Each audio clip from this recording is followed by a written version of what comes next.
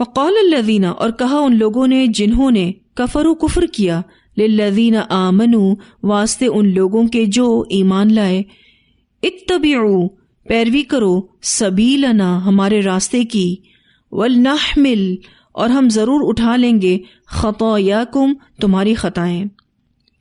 جب مکہ میں لوگ ایمان لا رہے تھے تو اہل کفر کہتے کہ اپنی غلطیاں ہم پر ڈال دینا، بس یہ کہ ہمارے ساتھ مل جاؤ اور محمد صلی اللہ علیہ وسلم کا دین چھوڑ دو۔ ایکچولی یہ بھی ان کفار کی پلاننگ تھی، مسلمانوں کو اسلام سے ہٹانے کی۔ وہ اور بھی بہت ساری پلاننگز کرتے تھے، ان پلاننگز میں ایک یہ بھی پلاننگ تھی۔ وہ کہتے کہ ہمارے ساتھ ہو جاؤ، تمہاری ساری غلطیوں کا بوجھ ہم اپنے کندھوں پر لے لیں گے۔ وہ کہتے کہ اگر مرنے کے بعد جی اٹھنا ہوا جیسا کہ تم کہتے ہو تو تمہارے گناہوں کی ذمہ داری ہماری ہے اور سزا بھی ہم ہی بھگتیں گے۔ اللہ تعالیٰ نے اس آیت میں ان کی اس چال کو واضح کیا اور ساتھ یہ بتایا وما ہم، حالانکہ نہیں وہ، بحاملین، اٹھانے والے، من خطایاہم، ان کی خطاؤں میں سے، من شیء، کوئی چیز، انہم، بے شک وہ، لکاذبون، البتہ جھوٹے ہیں۔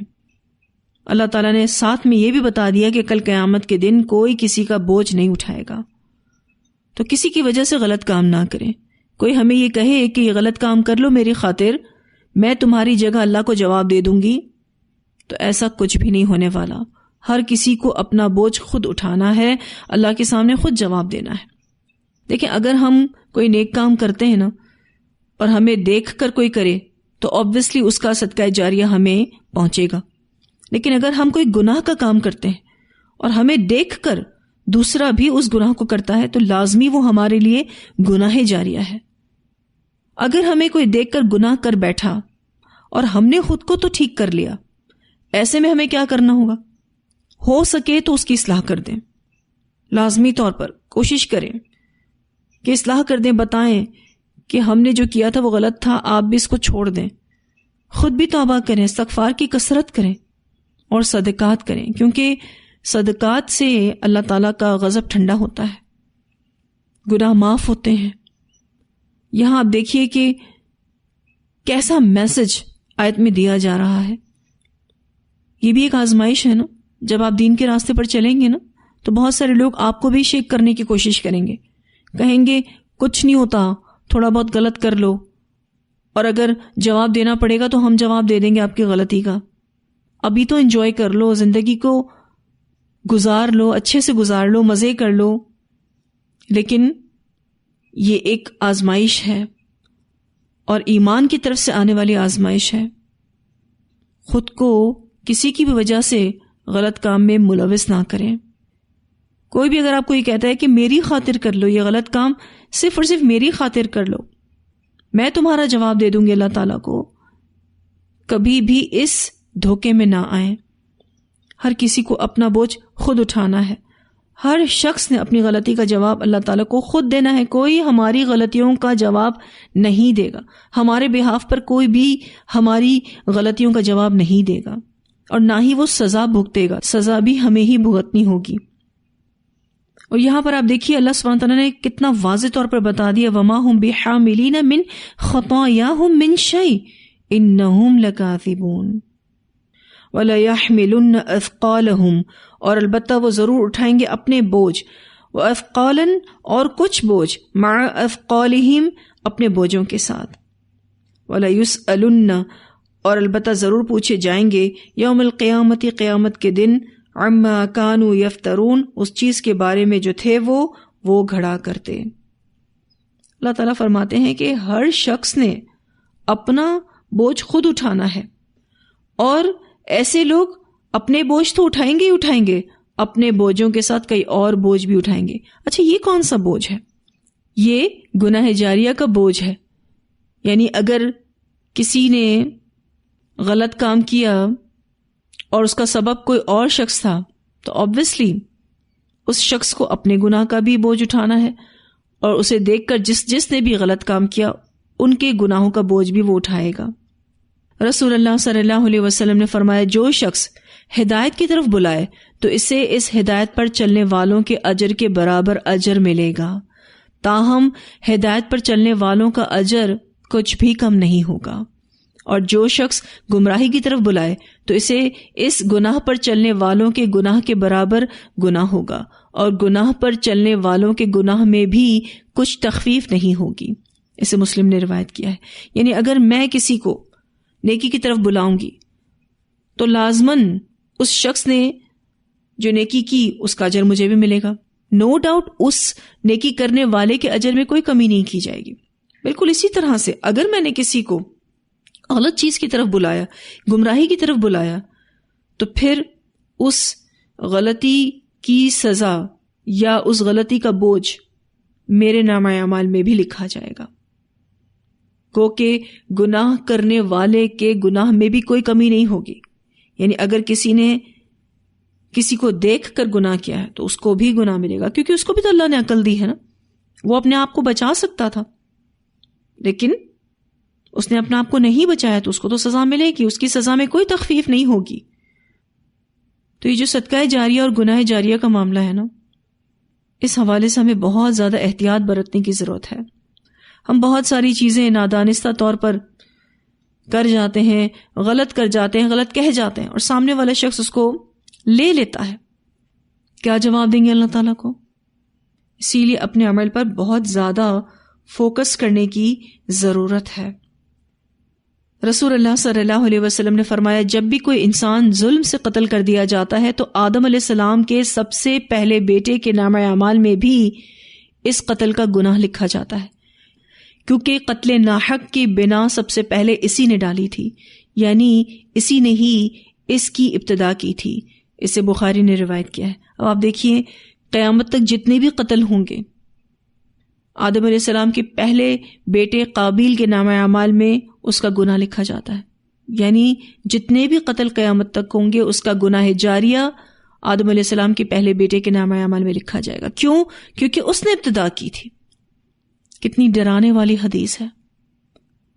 اب ہم اپنے گھروں میں کسی اچھی چیز کی ابتدا کرتے ہیں، سبحان اللہ، اللہ تعالیٰ صدقہ جاریہ کے طور پر اس کو لکھتا جائے گا۔ ہم اس دنیا سے چلے بھی جائیں گے تو بھی اس نیکی کا بدلہ ہمارے نامہ اعمال میں لکھا جاتا رہے گا۔ لیکن اگر ہم نے کسی غلط چیز کی بنیاد ڈالی ہے تو لازمی ہمارے لیے گناہ جاریہ بھی لکھا جائے گا، اور ہمارے مرنے کے بعد بھی ہمارے نامہ اعمال میں وہ ایڈ ہوتا رہے گا۔ اس لیے ضروری ہے کہ جہاں ہم نے اپنی کریکشن کر لی ہے اور ہماری ذات سے کوئی غلط بات کسی کو پہنچ گئی ہے، کوئی شخص غلط چیز ہم سے سیکھ گیا ہے، تو اس کی تردید کر دیں، اس کی اصلاح کر دیں، ٹھیک بات بتا دیں، اور بہت زیادہ توبہ کریں، بہت زیادہ استغفار کی کثرت بہت زیادہ ہونی چاہیے، نیکیوں میں آگے بڑھیں، صدقات کریں، تاکہ ماضی میں ہونے والی غلطیوں کا ازالہ ہو سکے۔ جب اس طرح کی آیات ہم پڑھتے ہیں، ماضی کو لے کر کتنی ٹینشن ہو جاتی ہے، پتہ نہیں کون سا عمل ٹھیک تھا، کون سا عمل ٹھیک نہیں تھا، پتہ نہیں ہم لوگوں کو اچھا میسج دے سکے یا برا میسج دے گئے۔ اللہ ہی ہے جو ہمارے گناہوں کو معاف کرے۔ اور یہ جو بات آ رہی ہے نا کہ اللہ تعالیٰ پوچھے گا قیامت کے دن اس چیز کے بارے میں جو وہ گھڑا کرتے تھے۔ رسول اللہ صلی اللہ علیہ وسلم نے فرمایا، یقیناً میری امت میں مفلس وہ شخص ہے جو قیامت کے دن نماز، روزے اور زکوٰۃ سمیت حاضر ہوگا، جبکہ اس نے کسی کو گالی دی ہوگی، کسی پر بہتان باندھا ہوگا، کسی کا مال کھایا ہوگا، کسی کا خون بہایا ہوگا اور کسی کو مارا ہے۔ چنانچہ اس مظلوم کو اس کی نیکیوں میں سے کچھ دیا جائے گا، اور اس مظلوم کو بھی اس کی نیکیوں میں سے کچھ دیا جائے گا۔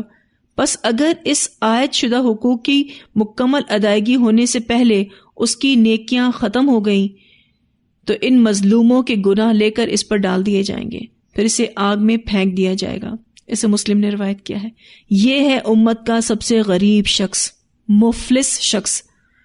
کل قیامت کے دن بہت ساری عبادات کو لے کر آئے گا، لیکن اس نے اتنی ساری حق تلفیاں کی ہوں گی، اتنی ساری حق تلفیاں کی ہوں گی کہ اس کو پورا کرتے کرتے اس کی نیکیاں ختم ہو جائیں گی، اور پھر بھی مظلوموں کے حقوق کی ادائیگی باقی ہوگی، تو پھر اللہ تعالیٰ مظلوموں کے گناہ اس شخص پر ڈال دے گا۔ آپ سوچیں آیا تھا کیا لے کر اور کیا لے کر جا رہا ہے۔ اس کا انجام آگ ہوگا۔ تو اپنے نامہ اعمال کی بہت زیادہ فکر کریں۔ اللہ تعالی ہم سب کو بہترین عمل کرنے کی توفیق عطا فرمائے۔ ہم جو بھی نیکیاں کرتے ہیں اللہ ہمیں ان کی حفاظت کرنے کی بھی توفیق عطا فرمائے۔ یہاں الحمدللہ ہمارا یہ لیسن مکمل ہوا۔ اتنی آیات کی تلاوت سنتے ہیں۔ وَوَصَّيْنَا الْإِنسَانَ بِوَالِدَيْهِ حُسْنًا وَإِن جَاهَدَاكَ لِتُشْرِكَ بِي مَا لَيْسَ لَكَ بِهِ عِلْمٌ فَلَا تُطِعْهُمَا إِلَيَّ مَرْجِعُكُمْ فَأُنَبِّئُكُم بِمَا كُنتُمْ تَعْمَلُونَ وَالَّذِينَ آمَنُوا وَعَمِلُوا الصَّالِحَاتِ لَنُدْخِلَنَّهُمْ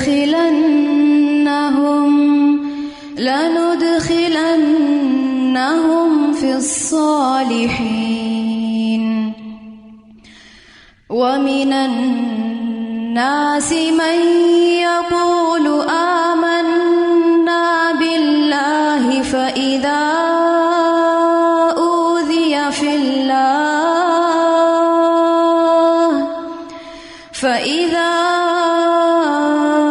أُوذِيَ فِي اللَّهِ جَعَلَ فِتْنَةَ النَّاسِ كَعَذَابِ اللَّهِ وَلَئِن جَاءَ نَصْرٌ مِّن رَّبِّكَ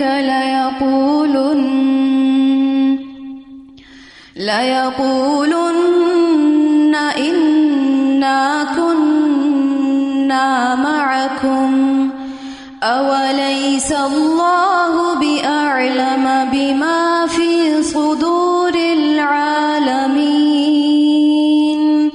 وَلَيَعْلَمَنَّ اللَّهُ الَّذِينَ آمَنُوا وَلَيَعْلَمَنَّ الْمُنَافِقِينَ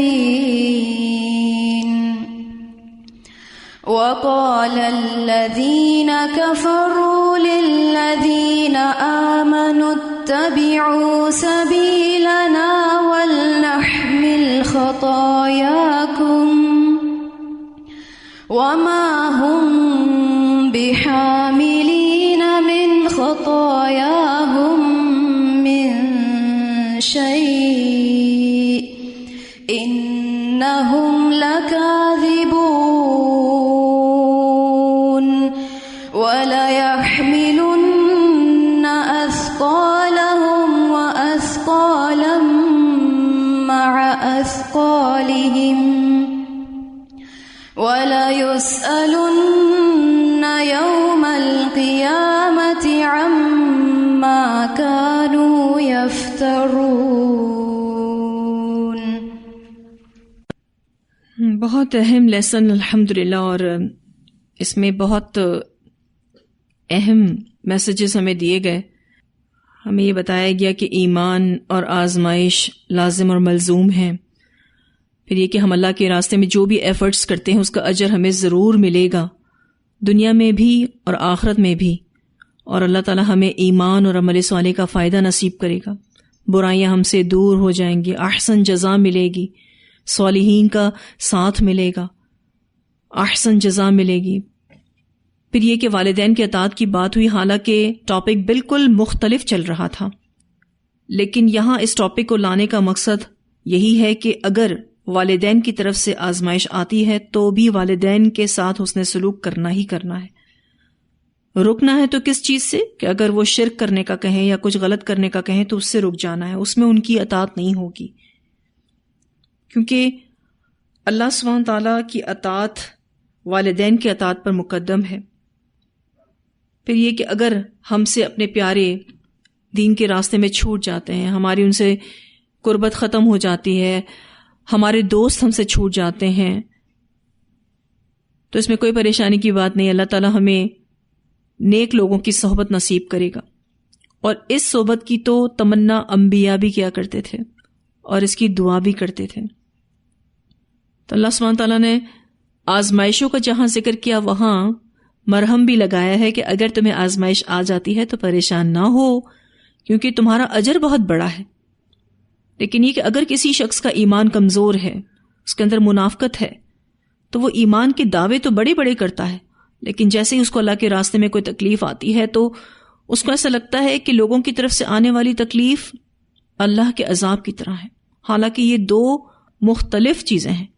لوگوں کی طرف سے آنے والی تکلیف اور اللہ کا عذاب دو مختلف چیزیں ہیں، اور دونوں کا فرق بھی ہم نے پڑھا الحمدللہ۔ لیکن ایسے لوگوں کو جب دین میں کوئی کامیابی نظر آتی ہے، کوئی فتح ملتی نظر آتی ہے، تو فوراً سے آ جاتے ہیں۔ اور یہ بات ہم پہلے بھی پڑھ چکے ہیں کہ مال غنیمت کو حاصل کرنے کے لیے منافقین کس طرح سے مومنین کے پاس آیا کرتے تھے اور کہتے تھے کہ کیا ہم تمہارے ساتھ نہیں تھے؟ تو اللہ سبحانہ تعالیٰ بہت اچھے سے جانتا ہے ان کے سینوں کے بھیدوں کو، اور اللہ سبحانہ تعالیٰ جانتا ہے تبھی تو ظاہر کرتا ہے کہ ایمان والا کون ہے اور منافق کون ہے۔ بہت سارے لوگ اہل ایمان کو شیک کرنے کی کوشش کرتے ہیں، یہ بھی ایک آزمائش ہے۔ وہ کہتے ہیں کہ آؤ ہمارے ساتھ ہو جاؤ، ہم تمہارے گناہوں کا بوجھ اٹھا لیں گے، تمہاری جگہ ہم اللہ کو جواب دے دیں گے۔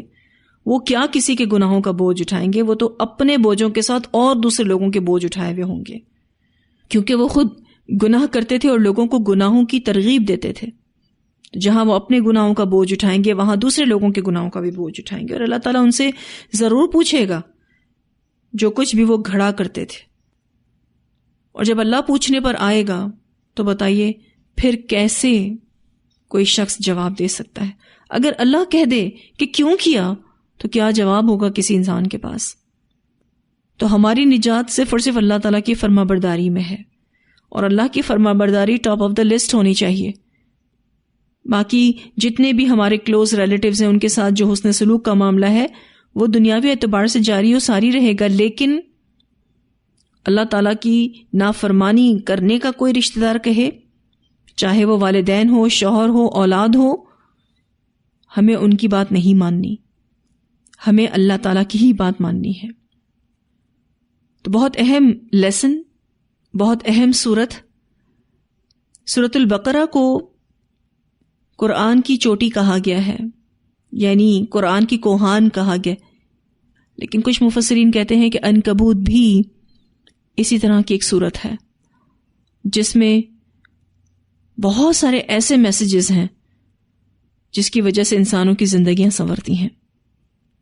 شرک کی بہت زیادہ تردید اس صورت میں کی گئی ہے، توحید کا بہت اسٹرانگ میسج اس صورت میں دیا گیا ہے، یعنی شرک تو کرنا ہی نہیں ہے، کسی صورت نہیں کرنا ہے، اور ساتھ ساتھ یہ بھی بتایا گیا کہ توحید کے راستے پر چلو گے تو آزمائش تو ہوگی، اور اگر تم اس آزمائش میں ثابت قدم رہے تو اللہ پھر اجر بھی ایسا ہی دے گا، درجات کو بلند کرے گا، گناہوں کو معاف کرے گا۔ اللہ ہم سب کو بہترین عمل کرنے کی توفیق عطا فرمائے۔ تو یہاں الحمدللہ ہمارا لیسن مکمل ہوا۔ وآخر دعوانا الحمد للہ رب العالمین۔ سبحانک اللہم وبحمدک، نشہد ان لا الہ الا انت، نستغفرک ونتوب الیک۔